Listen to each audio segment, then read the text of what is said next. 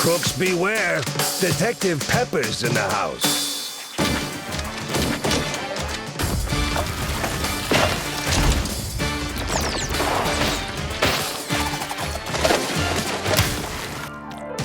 Our studio combines two worlds. We combine game dev with animation. We wanted to make a game that looks like the cartoons that your grandparents probably watched when they were kids. And the rest is history.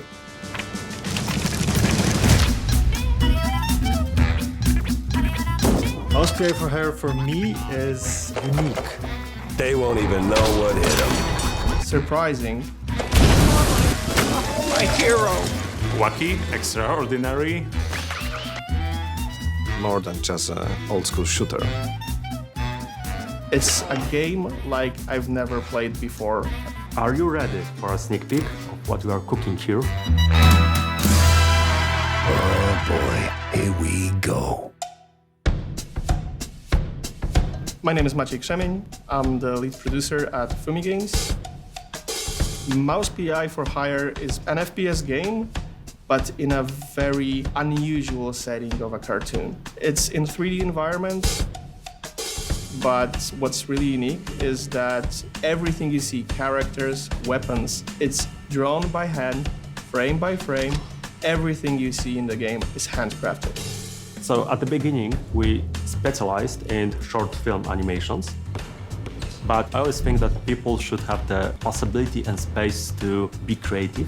So when Michał Rostek, our art director, came to me with this great idea, I knew he was onto something. Hi, I'm Michał Rostek. I'm the art director and lead animator. For me, this game is a great opportunity to spread with the world my passion about the rubber hose animation. It is like part of pop culture that resonates with people all around the world. My name is Mateusz, and I'm a lead narrative designer at Fumi Games. What excites me the most about the story of Mouse is just this sheer comedy of it, despite tackling subjects that are quite serious. There's something rotten at the heart of Mouseberg.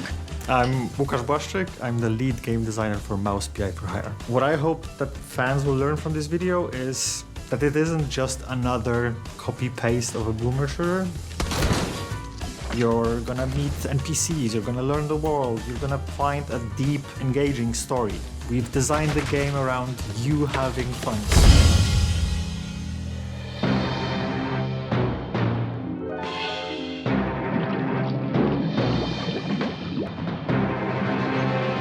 Our main goal with Mouse is that every frame of the game should look like old cartoon film from the 1930s. A clue, a lead. What more could a mouse detective want? So every element of the UI or the weapons, enemies, everything is animated by hand. One of the biggest challenges that we have to overcome is to make sure that every frame of the animation will be as close as possible to 1930s rubber hose style. Rubber hose animation is the style of animation developed in the United States in 1920s, 1930s, and the things that could be the representative of this art style is the bouncing animation. Everything bends, everything stretches and squeezes. It gives us all kinds of different things that, for example, our characters can do with their hands or legs. We're not limited by a realistic art style. So when we consider 2D characters running around a 3D environment, that presents a challenge for designers. So unlike the 3D characters that we can make the one model of the characters and turn him around, we need to make 6 different positions, 6 different angles for each of the characters. So front, left, side, back side, and back. So when we are going through the 3D environment, we can see the character who is flat and turn him around. And the final result of this is a lot of drawings to do. With 2D, every single change I, as a designer, make to the game balance, that causes an avalanche of changes for the game itself. If I speed up a character, they have to redo animations. The art team loves me. One of the biggest challenges with Mouse P.I for Hire was the black and white aesthetic, because usually you will use specific tricks to guide the players through certain locations. You have the well-known yellow paint that shows you where to use what. And we don't have that, because we have a completely black and white game, so you have to guide players through light.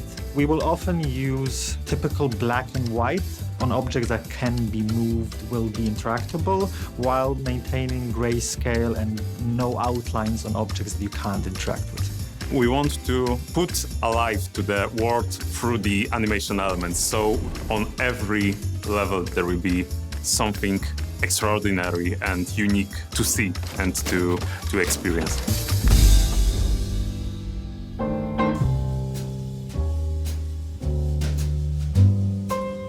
The world of Mouse P.I for Hire is a sprawling world that we were working hard on making as believable as it can be in a rubber house style. And as such, it's a little bit comedic and is a little bit serious when it needs to be.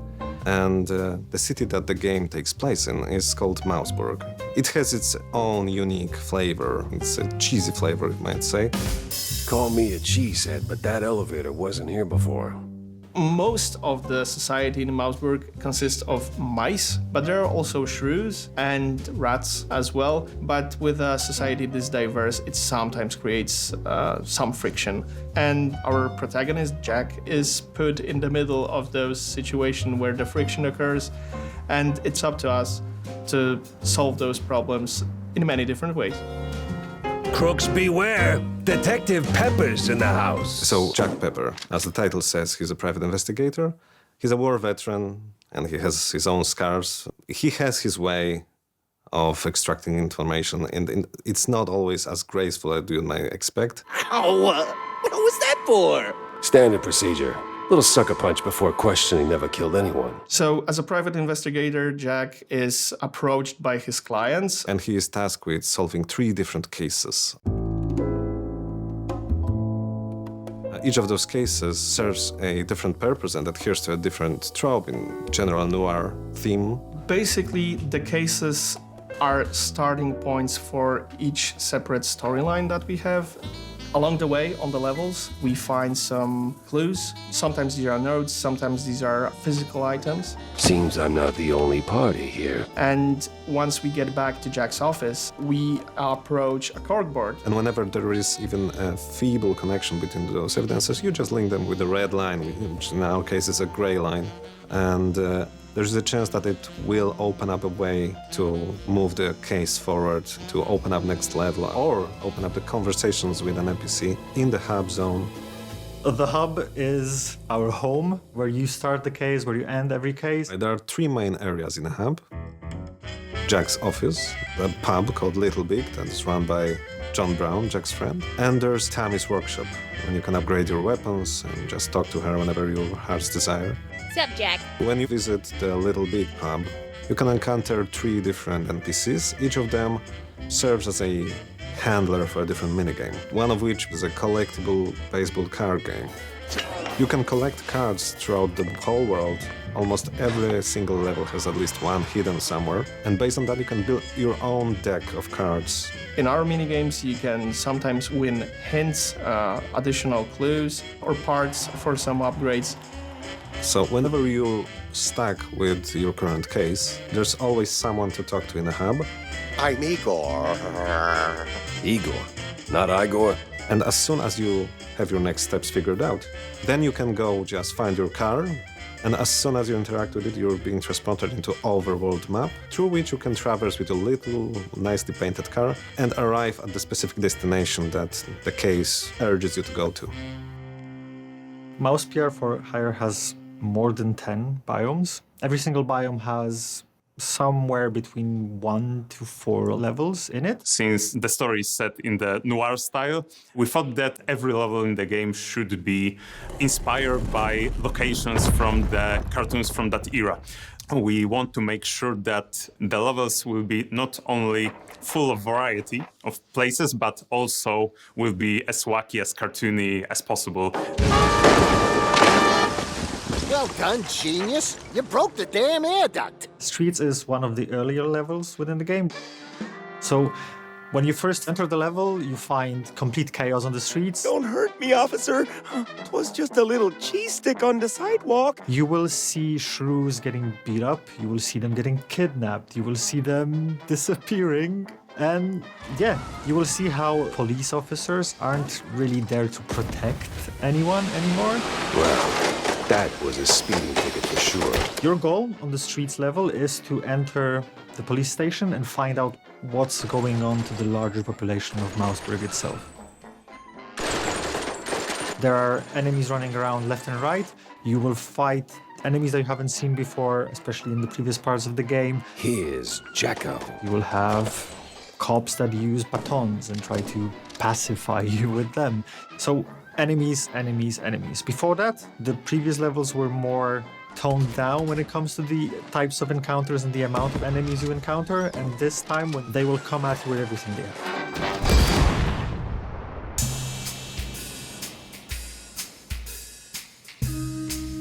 It's pretty difficult to be a one-man army and the single hero who saves the day, even in a cartoon world.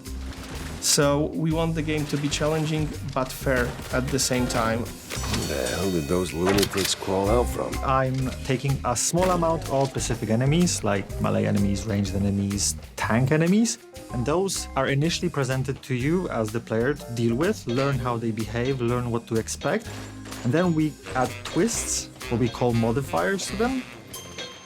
So a tank that you've encountered previously that charged on you and you learned to dodge it when it's charging might now also enable a force field around itself that you need to figure out how to deal with. And these modifiers keep it fresh while maintaining the feeling of familiarity when it comes to specific enemies. Some of the characters are slim and they're moving faster to us. Some of the characters are bigger and they need to stomp around. We need to have the different approach to the characters because it changes the gameplay.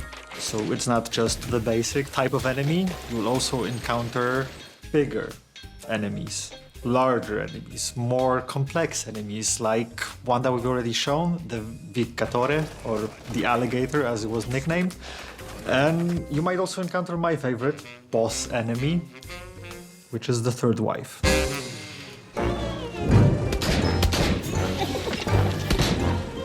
Once you encounter a specific enemy, you would want to choose a specific weapon. We have a standard roster of weapons, so you get a pistol.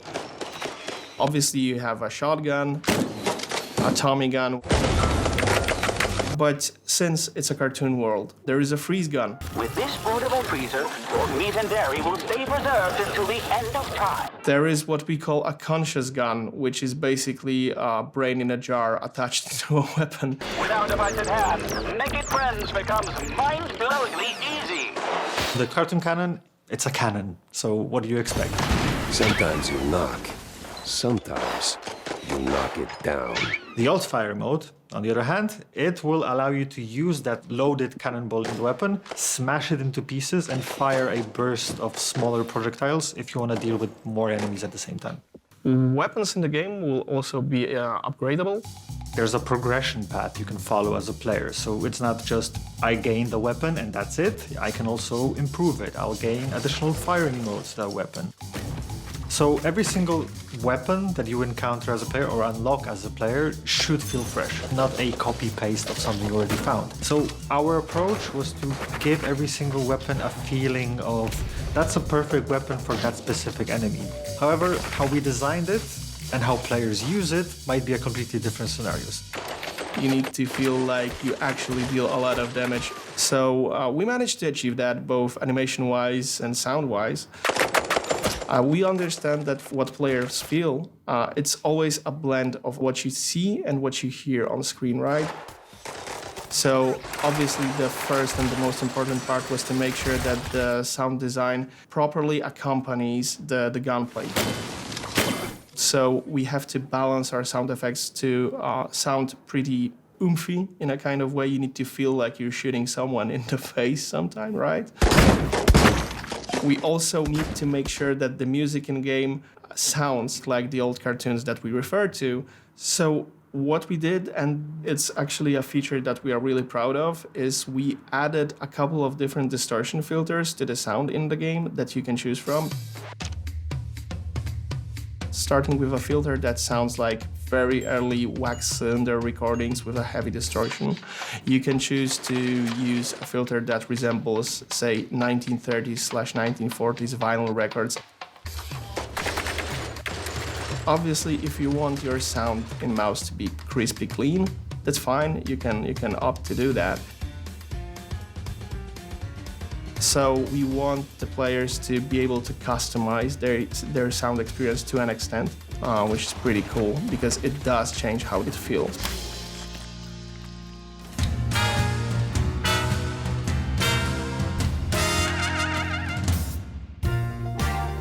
From the beginning, I knew that this game is like no other. It's handcrafted entertainment full of love, made for real people, by real people, which is amazing. We just want to give the players this fascinating world that is outlandish and relatable at the same time. The whole game as a package is exciting because every little detail that we work on across every team just makes something unique. I'm most proud of the team that's building the game and the boundaries that they cross every single week, every single month. I know it sounds cheesy, but we create something that is truly a human experience in a world inhabited by mice. When you are a creator, you always want people to enjoy the work that you do. So it was really outstanding for me that this idea resonates with all variety of people. I can't wait to see how players are enjoying it, what they're doing with the game, and seeing the creative fluids that we've put into the project go beyond that. We showed you a lot today, but there's definitely more where that came from. So now it's time to step out of your office, gather some clues, connect the dots, and save Mouseberg, because right now you're the city's only hope.